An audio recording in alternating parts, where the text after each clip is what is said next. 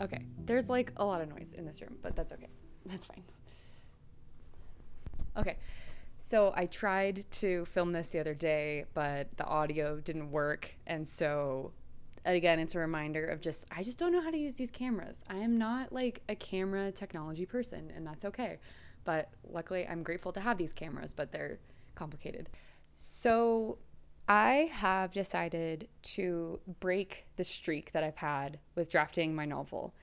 And I felt kind of conflicted about it at first because I had really lofty goals and I really wanted to reach 85,000 words of my draft before I left on this trip that I'm going on starting next week. I'm going to Ladakh, and I just started to realize every morning that I would wake up and start to write, I just started to feel like I was really forcing it, and not in a good way. And I think for some people, it works for them to just sort of draft and just get words on the page, and it doesn't matter if it makes sense, it doesn't matter if it works. For me, I can feel myself at a certain point starting to develop bad habits. And it's really important for me as a writer to not enter into that space. Like, I just started to notice it's like my prose was really suffering. My everything was feeling really discombobulated. I was jumping around so much. And I just really feel like right now I'm at a place where it's like this break that I am going to have because of this trip. I might as well just start it a week early and give myself like a full month away from the draft so that when I come home, I can return to it with a fresh pair of eyes, read it, and be re-inspired. The thing that keeps coming up for me is something that I've learned through athletics. The two main sports that I've done in my life are rock climbing and aerial silks, and primarily rock climbing, like in indoor gyms. And one thing I really learned when I was climbing a lot was there would be this point where you'd be say you're doing a rope climb. This is less applicable to bouldering, but if you're doing a rope climb, sometimes you're so tired and you get to the very, very top of the climb and you have like maybe 3 or 4 holds left until you've reached the top. And at a certain point, your arms are so pumped, you're so tired, and your belayer is just kind of holding you there. You're inching up the wall. The belayer is just holding you and catching you every inch, and you're just slowly making it up the wall. And, one thing that I learned from climbing was when you reach that point, it's better to just call it and say that you're done. Because if you're climbing like that, you're actually developing really bad habits. And it's not something that you want to be practicing. You don't want to practice moving beyond the point of exhaustion to the degree that like all technique goes out the window. A similar sort of thing happens with aerial silks, but with aerial silks, the stakes are a little bit higher actually because you're more likely to potentially get hurt, because so much of aerials is like you're having to focus on technique. Technique is so important because if you're not holding your body in the correct way, you can really hurt yourself, like on an internal like musculature level. Like the stakes are really high. And so if you're trying to do a trick and you're doing it wrong and you're fumbling through it, not only can you fall out of the silks and you can hurt yourself, you can also, tweak your body in a way that is really, really bad. And you can develop bad habits because you start developing musculature in the wrong places if you're not holding your body correctly. And those things can lead to really long-term consequences. And so, I'm just taking that as like a metaphor for how I'm feeling right now about my writing, where the last 30,000 words that I talked about in my last vlog were really all over the place. I was jumping around a lot just to kind of get that word count going. And while I'm glad that I did that, because I think it's important for me to show that I can show up every day and I can do that word count and prove to myself that I can do 30,000 words in 30 days, like I'm glad that I had that experience, it has reached a point of diminishing returns. I feel like I'm making bad habits and developing bad habits. Whereas before, when I was first rewriting this draft in, I think, June, I was writing pretty much chronologically. The moment I reached Act 2, it really started to fall apart. Not necessarily like it's falling apart, like it's not working, but that I'm struggling at my current skill level or like my current level of inspiration or something to weave things together. And I'm having to jump around throughout the entire plot, including moving into book 2, which I think is actually fine. I think that I'm glad that I'm moving into book 2 and creating scenes there, because I want there to be direct tiebacks from book 1 to book 2 and book 3. So, but the point is it's like the flow is not there. The story as like one cohesive narrative, it feels disjointed on the page right now. It's less disjointed in my mind. But I think what I need right now is I just need to take a step back. You just need to take a break sometimes. If your arms are at a point of exhaustion and if you can't climb or do aerials with the proper technique, you stop and you wait till the next day. You wait until you're feeling ready to do it again. And so I'm just trying to listen to my intuition about, what my process is sort of telling me, and that, it doesn't mean that I'm not a writer because I'm not writing every day and that I've broken my streak. Like, the gamification is fun and helpful and it's fun to track things, but I think that it has to be within context, and my context is shifting. Like, I'm going on this trip, and honestly, this trip is going to have so many opportunities for me to be really inspired and add things that I learn in Ladakh into my story. And so it just feels like a right time for me to take a step back and relax, The story, I don't need to rush this. I don't need to rush any part of this. And in fact, I had a dream, I had a dream when I first came up with this story. I guess this would have been back in October. And it was like, in the dream, I was like suddenly pregnant and like suddenly having a baby. And it was all just like happened within like an instant. I was just pregnant, giving birth, and like I had the baby. And the baby was like a monster. And I just wanted nothing to do with it. And the way that I interpreted it when I woke up was like, this baby is this book that I'm writing. And the dream really taught me like that I want to slow down and I want to do it right. Like, because in real life, if I were to have a baby, it's like, it would be something that I'd plan, and it would be something that I'd be very, very proactive and like conscientious of.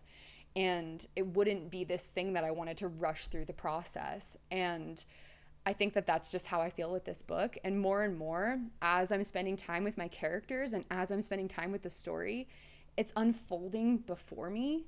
And I can't imagine rushing that process because I would be missing so many things if I did. Like, there's things that are happening and things that I'm uncovering that I never could have imagined if I had just blown through this. So I'm just trying to take a step back and like recognize, like practice what I preach, which is like that the creative process is mysterious, and sometimes we have to like sink in and like, we have to ebb and flow with it, and we have to ebb and flow with it and have a lot of discernment and connection to our intuition to understand what the creative process is asking of us. And I think right now it's asking me to just continue to slow down a little bit. And so, that definitely changes the goals that I had. Obviously, I had the goal of finishing this quicker. I'd hoped to be done with the draft before I left on this trip, and I leave next week.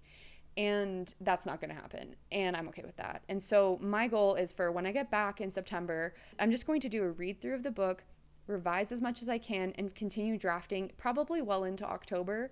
And also at the same time, I'm going to just continue outlining book 2, because I do think I want to really start seriously drafting book 2 during NaNoWriMo. I still think I can do that. I just think I need to be a little bit more fluid and flexible with like the timeline of all of this. Like, it's not going to be so cut and dry. Ideally by November, book 1 will be in the hands of beta readers. I still think that that's an achievable goal.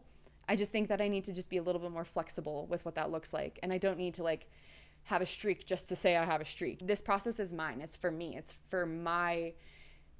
my job to figure out what works for me and what doesn't. And so, yeah, I just wanted to, make this video to say that if you're in a similar situation where you're just like banging your head against the wall and something's not working, I really do think that it's a good idea to take a step back sometimes. And while it's good also to like push through the difficulty and push through the sort of resistance, I think that we need to have a little bit more introspection and intuition and ask ourselves is like, okay, am I experiencing resistance because I'm not trying hard enough? Or is it that I'm trying hard enough, but actually like I need to pull back so that I can sort of make space for the inspiration to come through? Like, I don't think that there's one hard and fast rule when it comes to how to be a writer, how to work with inspiration. And obviously if you're just relying on inspiration, you're never going to write a book. Like, you have to, it's that sort of balance of like inspiration and showing up and for the craft and just doing the craft regardless of how tired you are and like doing the work. I think that those things are important, but I think we need to recognize that they're kind of on a continuum and they may ebb and flow, and we have to be flexible with the context of our lives to allow space for the inspiration to come through. I mean, so much of this book, if I had rushed through and made my first draft and just been like, my first draft is good enough, I have to rush this to publication, like blah blah blah, like the fact that I gave myself so much time to step back and really think about my story is what has allowed this book to actually feel like a good book. Like, the book was bad before. It was really boring. I didn't like the main character. I thought that she was boring. And it didn't feel like there was this like progress and momentum within the story. And none of the changes that I've made would have happened if I had just been like, oh yeah, my first draft, good enough. I'm going to send that to beta readers. I'm going to send that to the copy editor, and it's good enough. And we're going to chuck it out and try to get it published. The only reason why I'm happy with it at all is because I allowed myself to take some time. I'm not an expert, take what I say with a grain of salt, but I just think that if you're feeling like, oh, I need to get this out as quickly as possible, I need to get this done as quickly as possible, I need to draft quickly, and that's like doesn't resonate with you and that's like not part of your process, don't force it to. Just like, I think we all just need to really pay attention to our own intuition about our own process and follow that, and like understand that that's a valid way of interacting with our stories. If you are able to like quickly draft and quickly revise and quickly do things and quickly get things published, that's great. That's just not me. That's not me with this particular story too. Maybe it's just this particular story is like overly complicated and very complex, and so if I don't take time with it, it's gonna suffer for it. Other stories don't require quite as much weaving as other stories do, and this story, for whatever reason, I was like, I'm gonna make my first book a trilogy that's very, very complex. So, maybe that's a super naive undertaking, but it's the one that I have undertaken. So, yeah. And the other thing is that I'm curious what people think.